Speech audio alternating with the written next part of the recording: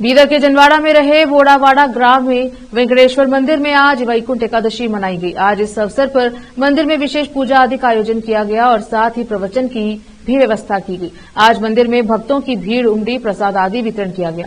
इस अवसर पर मंदिर प्रशासन और पुजारी ने मीडिया से बात की।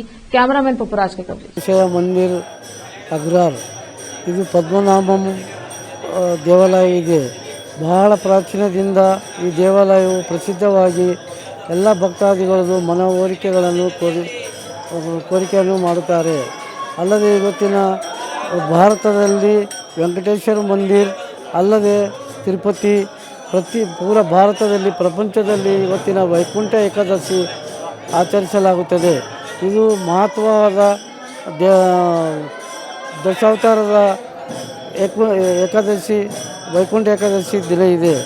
ಈ ವೈಕುಂಠ ಏಕಾದಶಿಯಲ್ಲಿ ದೇವರ ದರ್ಶನ ಮಾಡಿದರೆ ಸ್ವರ್ಗಕ್ಕೆ ಹೋಗಿದಂತೆ ಭಕ್ತರಿಗೆ ಆಗುತ್ತದೆ.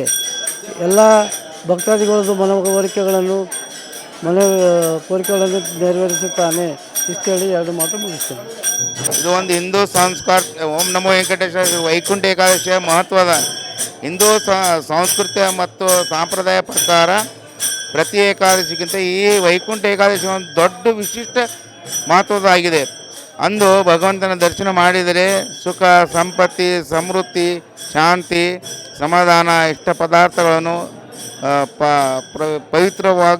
ಪವಿತ್ರವನ್ನು ಐತಿದ್ರಿ ದರ್ಶನ ಮಾಡಿದರೆ ಎಂಬ ನಂಬಿಕೆಯಿಂದ ಅದರಂತೆ ವೈಕುಂಠ ಏಕಾದಶಿಯ ವಿಶಿಷ್ಟ ಸ್ಥಾನ ಕಲ್ಪಿಸಲಾಗಿದೆ. ವೈಕುಂಠನ ದರ್ಶನ ಮಾಡಿದರೆ ವೈಕುಂಠ ದ್ವಾರವನ್ನು ತೆಗಿತದೆ. ಇವತ್ತು ದೇವ್ರದ್ದು ದ್ವಾರನ ತೆಗೆದಿರ್ತದೆ.